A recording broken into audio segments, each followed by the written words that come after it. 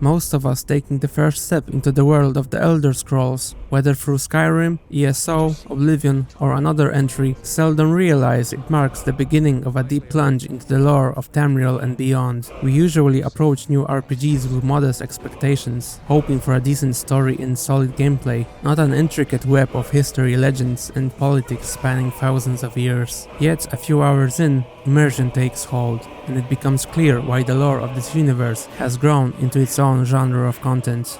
I was once like many newcomers, a normie dropped into the world of Nirn without knowing what awaited. In my free time, I found myself learning more and more about this expansive fantasy. What stood out was how the series achieves a richness that rivals major franchises, built across massive shelves of books, yet does so through in-game material spread across its entries with little reliance on other forms of media. One of the most compelling aspects of the Elder Scrolls is how godlike entities are entwined with mortal affairs. The daedra and aedra, beings akin to gods, angels, or devils, exist beyond simple notions of good and evil. They shape events through a cycle where their influence feeds back to them by actions of lesser beings. Some theories suggest this link is a loop. Worship makes them stronger, while their power subtly guides mortal choices. What makes all of this so intriguing is the sense of agency these deities possess. Unlike traditional angels or demons, these godlike beings are tied to their domains and the powers associated with them. Some are broadly associated with the thrill of pursuit, others with seeking pleasure or fixating on knowledge, often forbidden. This agency draws mortals toward worship, loss of individualism, or even blind fanaticism, sometimes knowingly, sometimes unconsciously. And for the dwellers of Tamriel, this is where the danger of following Daedric Princes lies. In horror movies about demon possession, there is a trope where the priest performing the exorcism must first learn the demon's name to banish it from the possessed. The idea is simple. What is unnamed remains obscure and difficult to confront. But once clearly recognized, it can be addressed, resisted, and ultimately expelled. The act of naming becomes a form of control, turning something unknown and overpowering into something defined and therefore manageable. In a similar fashion, if we were in the world of the Elder Scrolls, understanding the nature of otherworldly beings and their domains would be paramount in knowing whether our actions might be seen as worship of an entity we would otherwise consider evil. It's because worship isn't just about laying flat in front of a shrine, but is often done by doing things tied to the specific spheres of otherworldly influence. By recognizing the domain we are drawn toward, just as an exorcist identifies the demon possessing a soul, we may gain the ability to course correct, identify and resist traps posing as harmless novelties, and make conscious choices rather than falling under subtle influence. In simple terms, it's about seeing where this is going by recognizing the pattern. Skyrim is not necessarily a tool for spiritual awakening. It's just that sometimes analogies drawn from fictional stories can communicate lessons more effectively than any amount of logical reasoning thrown at our faces. It can serve as a guiding parable of sorts, just like the bedtime stories etched into our minds when we were kids. They taught you to steer clear of one specific thing or another, but it was obvious that the house made of gingerbread was not real, or was it? Still, it got you to understand the concept of stranger danger quite effectively. However, by looking at life through an Elder Scroll-esque prism, there is value in being mindful of the actions we take and considering whether they lead to eventual frustration or misery as a result of adopting external ideas or new influences. This awareness of how certain tendencies or influences can shape our decisions made me start noticing similar patterns outside of myself, in the games I played, the stories I watched, and finally, the behaviors of others around me. To frame it in Elder Scrolls perspective, after encountering some of the gods and Daedric Princes in both Skyrim and ESO, in time I developed a cautious perspective. I often asked myself, what do they want from me? Or when will I unknowingly become a tool in their schemes? More often than not, these beings do expect something from those they encounter. Sometimes the ask is hidden under elaborate disguises or even noble pretense. This offers something worth adapting to real life, an encouragement to take neutral, often skeptical approach to what seems like a good idea,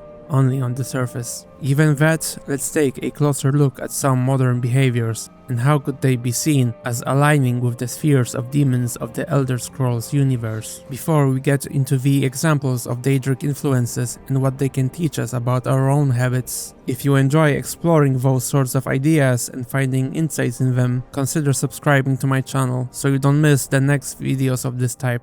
See what I did there? But seriously, subscribe now. Subscribe now! Hircine, the Daedric Prince of Hunt, represents more than simply chasing prey through the wilderness. He embodies a mindset where the pursuit itself becomes an endless, often animalistic and mindless purpose. In the real world, this can show up as an obsessive drive for competition, dominance, or the constant need to prove oneself, whether physically, professionally, or socially. There is a kind of purity in the metaphorical hunt when it's balanced. Effort, discipline, and focus can sharpen a person's abilities and bring satisfaction. The danger appears when the chase eclipses everything else. Relationships, responsibilities, and long-term thinking begin to crumble under the pressure of constant pursuit. The brain becomes addicted to the reward of the hunt long after it's no longer a means for survival. Another example would be someone immersed in competitive online spaces. Ranked games, trading, gambling, or even social media metrics. The entire experience becomes about chasing the next win, higher rank, or bigger number. Over time, enjoyment fades and is replaced by fixation. Losses feel devastatingly personal, breaks feel like falling behind, and everything outside the hunt starts to feel like a maddening waste of time. Sanguine, the Daedric Prince of indulgence, pleasure, and excess, represents the slow and often unnoticed slide into living purely for gratification and self-amusement. Unlike more overtly destructive forces, his influence rarely feels threatening at first. It presents itself as harmless fun, stress relief, or a deserved escape from responsibility. The danger lies in how subtle the shift is, from occasional enjoyment to dependency, from control to surrender. Under Sanguine's sphere, discipline begins to feel pointless, and restraint becomes something that doesn't apply to you, as you may declare yourself above any addictive tendencies. What starts as a way to unwind gradually reshapes habits, expectations, and even identity, until the pursuit of pleasure is no longer a choice but a default state. At that point, the individual risks losing direction entirely, drifting from one indulgence to another, never questioning where it ultimately leads. A follower of Sanguine could be a person who slips from occasional partying into an ever-growing, insatiable need for new forms of stimulation week by week, spiraling to the extreme point of reaching utter depravity. Boethia, the Prince of Deceit, Ambition, and Betrayal, represents a far more calculated and deliberate descent of the soul than the others. Its sphere is about covertly seizing control, often at the expense of one's own ever-fading conscience. For a follower of Boethia, gossip or subtle deception is not trivial. Even a Chinese whisper is a serious tool to sow discord and exact advantage from the chaos it creates. In real life, this influence can be seen in environments where success is measured purely by power plays, where stepping over others, manipulating outcomes, or reshaping truth is justified as long as it leads one upward. Corporate intrigue often reflects this perfectly, with doublespeak and hidden agendas thriving in this realm. A worshipper of Boethia may scold you, gaslight you to oblivion, and a minute later send you a seemingly heartwarming message to keep you on their list of people to be used as if nothing ever happened, making you wonder if you're going insane. Mehrunes Dagon, the Daedric Prince of destruction, revolution, and sudden change, embodies the impulse to tear down what exists in the belief that something better will rise from the ruins. What could go wrong after all, eh?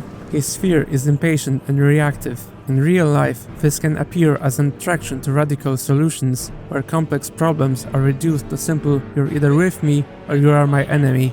In history, there was a periodic pull to this mindset, especially during times of frustration or stagnation. It offers action and a sense of immediate agency.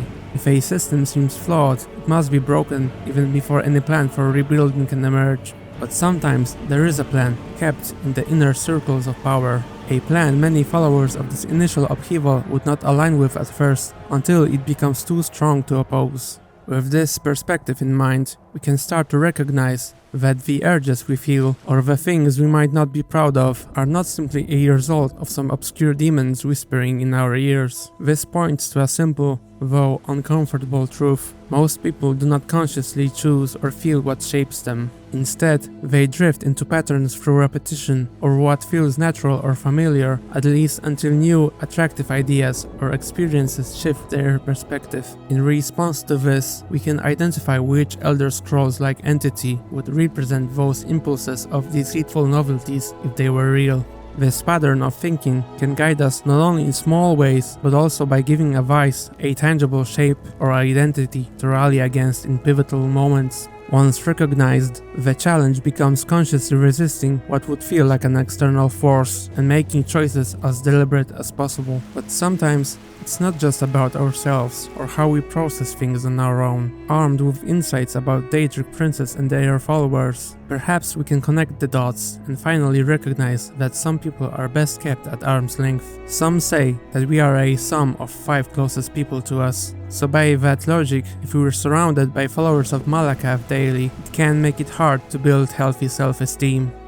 Analogies to these beings and their powerful influences show how patterns of thought can feel as if we're being poked and prodded in one direction or another, sometimes a few at once. Indulgence can feel harmless until it isn't. Ambition can slowly erode integrity. The urge to destroy or dominate can appear empowering at first, only to reveal consequences later. So the question is, which patterns will you reinforce and which you will step away from before they defy you? Thank you for watching, have a good one, and see you around.